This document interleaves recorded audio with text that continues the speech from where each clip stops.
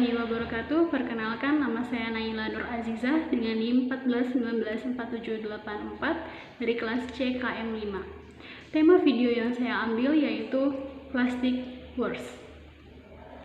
Alasan saya mengapa mengambil video tersebut, plastik sudah menjadi teman kita sehari-hari. Kemanapun kita pergi, saat kita berbelanja, dia akan selalu ada. Ketika berbelanja ke toko atau ke warung, maka petugas akan memberikan plastik sebagai kantong untuk membawanya. Bahkan bahan yang kita beli, bahan pokoknya itu saja terbungkus oleh plastik. Bisa dibayangkan begitu banyak plastik yang kita produksi setiap harinya, bahkan setiap tahunnya. Itu sampah plastik yang diproduksi sangat berbahaya bagi kesehatan lingkungan yang ada. Berangkat dari banyaknya sampah plastik itu, saya jadi berpikir bagaimana cara mengatasi, meminimalisir sampah tersebut, meminimalisir kemungkinan besar terjadinya sampah itu terus-menerus ada di lingkungan sekitar kita. Video dokumenter dari Fortline itu dia bukan hanya menyampaikan permasalahan saja, tapi yang sama seperti Ibu sampaikan di penjelasan, dokumenter ini juga menjelaskan bagaimana solusi dari pemecahan masalah itu. Nah, solusi yang itu yang membuat titik tertariknya saya dengan video tersebut. Plastic Wars diawali dengan menampilkan binatang atau hewan yang sakit dan juga mati, tersakiti karena sampah plastik ini. Ada sampah plastik dalam perutnya ataupun tersumbat di lubang hidung, penyu, dan bahkan di dalam burung, paus, dan juga bukan cuma mengganggu ekosistem binatang atau hewan laut, tapi juga dia mengganggu pencemaran lingkungan seperti air. Tersumbatnya air, kemudian sungai yang terpenuhi dengan sampah, lautan yang dipenuhi juga dengan sampah, itu yang menjadi awal pembukaan yang sangat miris bagi saya. Dijelaskan dalam video itu, awal mula plastik itu dari Amerika Serikat. Awalnya mereka sangat mengapresiasi bahwa ini adalah salah satu kemajuan teknologi di bidang industri. Tapi lambat laun masyarakat sana juga mereka sadar, bahwa plastik ini dia sangat merugikan bagi manusia dan bumi. Dia akan sangat berbahaya. Setelah berpuluh-puluh, setelah mereka merasakan manfaatnya, tapi juga mereka juga punya dampak berbahaya tersendiri dari sampah plastik itu. Karena terjadinya banyak bahaya dan juga sudah banyak sekali sampah plastik yang tertumpuk, maka mereka itu berinisiatif untuk melakukan demonstrasi yang cukup besar-besaran dengan slogan "Selamatkan Bumi ini". Kemudian Dewan Perwakilan dari Amerika Serikat melarang mempergunakan plastik yang jenisnya plastik polistiren. Itu adalah plastik yang susah untuk didaur ulang atau diserap oleh bumi lagi.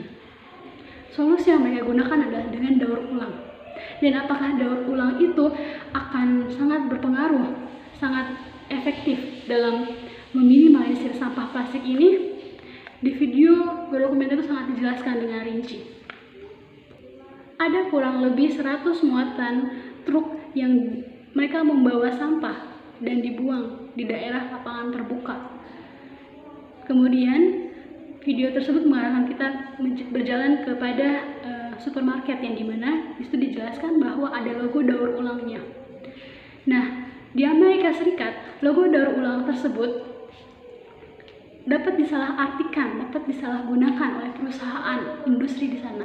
Mereka hanya menempelkannya saja tanpa tahu dan mau memastikan bahwa dengan tempel seperti itu, logo recycle-nya itu yang segitiga, itu apakah dia telah bisa didaur ulang atau tidak. Ya, tujuannya tentu untuk membangun kepercayaan masyarakat bahwa produk yang mereka buat ini dia sudah bisa didaur ulang. Kembali lagi pada demonstran yang tadi, karena sudah ada demonstran yang banyak dan perusahaan industri itu mereka mencoba untuk membangkitkan citra mereka lagi di awal bahwa lebih baik bahwa sangat bermanfaat menggunakan plastik dengan menampilkan iklan-iklan, dan itu 30%-nya itu sangat berhasil, maksudnya 30% dari masyarakat Amerika Serikat itu mereka berhasil mempercayai kembali dengan plastik itu. Karena ada iklan yang menyampaikan bahwa manfaat dari manfaat dari plastik itu. Sampah daur ulang plastik itu harus disortir dulu, dan itu banyak memakan waktu, energi, dan juga bahan, biaya. Dan tidak semua jenis sampah plastik itu dapat didaur ulang kembali. Yang paling mudah itu adalah plastik botol, dan juga botol-botol ataupun cup-cup yang plastik, itu yang sangat mudah. Sisanya jenis plastiknya sangat sulit untuk didaur ulang kembali. Dan apakah Anda tahu sisanya itu kemana kan? Yang sulit didaur ulang itu ditumpuk terus-menerus dan menjadi bukit gunung sampah. Daur ulang tidak serta-merta itu gampang. Banyak rintangan yang harus dilakukan, yang harus dilewati. Banyak rintangan yang harus dilakukan dengan penuh sukarela, bahwa daur ulang itu tidak cepat. Daur ulang itu butuh proses, butuh biaya, butuh energi yang banyak, dan tidak semua jenis plastik itu dapat daur ulang kembali. Di Cina, mereka melakukan proses daur ulang, tapi daur ulangnya itu hanya beberapa sampah saja, berarti jenis sampah sayur dan buah. Itu tentu jelas sangat mudah untuk daur ulang, dan sampah plastik mereka kemanakan? Mereka timbun, dan itu sangat berbahaya bagi masyarakatnya. Sampai mereka juga mengimpor sampah plastik, sampah sayuran dan buah untuk mereka produksi. Tapi sampah plastik yang dihasilkan oleh negerinya sendiri itu tidak didaur ulang. Nah, hal itu yang sangat disayangkan dari Cina. Sedangkan di Amerika Serikat, sampah plastik, kantong plastik itu mereka ubah dan mereka daur ulang menjadi hanger, gantungan pakaian. Tapi tentu daur ulang itu juga membutuhkan biaya dan waktu yang cukup lama. Sedangkan produksi sampah plastik perharinya itu sangat banyak, bertruk-truk sampah. Tadi sudah menjelaskan tentang Cina, kemudian tentang Amerika Serikat, dan mereka juga penasaran dengan Indonesia. Nah, di Indonesia sendiri juga lewat impor dari bea cukai ada penyeludupan truk kontainer, dan itu juga banyak, ada sekitar 100-an truk kontainer yang diimpor dari luar negeri, dan itu isinya adalah sampah plastik yang sudah terkontaminasi oleh jenis obat-obatan seperti narkoba dan lain sebagainya. Dan hal itu yang sangat susah untuk bisa didaur ulang. Jadi sampah tersebut hanya menumpuk di Indonesia dan tidak bisa didaur ulang.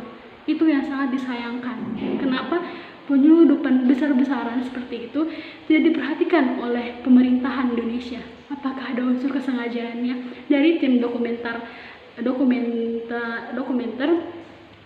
Fraudline itu, mereka tidak bisa mengambil informasi yang begitu banyak, karena dari tim sana juga mereka menolak, dari bea cukai itu menolak untuk diwawancarai. Ada suatu pemukiman di Indonesia itu seperti lapangan sepak bola yang sangat luas dan sangat banyak sampah di sana.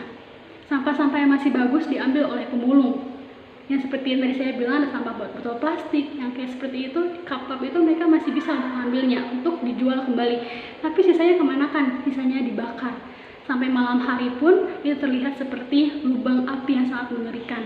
Apakah itu tidak berdampak pada kesehatan yang di masyarakat Indonesia? Tentu sangat berdampak pada kesehatan masyarakat Indonesia. Bahkan masyarakat pemukiman di sananya saja itu mereka harus dirawat karena gangguan pernafasan dari asap pembakaran sampah yang dihasilkan oleh sampah-sampah yang dibuang di situ. Solusinya yang ada pada video Plastic Wars itu adalah kita harus mendorong dari perusahaan industri untuk bisa mengungkapkan apa saja dampak negatif dari plastik itu.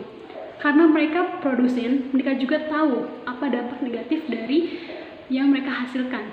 Tentu mereka yang menciptakan, dan mereka juga tahu plus minusnya gitu. Daur ulang yang digunakan itu mereka harus lebih termodern lagi, dan juga harus ada edukasi ke masyarakat daur ulangnya seperti apa, sehingga daur ulang itu merata ke seluruh negeri seperti itu. Tapi pada kenyataannya hanya 10%, kurang lebih 10% sampah per tahunnya dapat didaur ulang.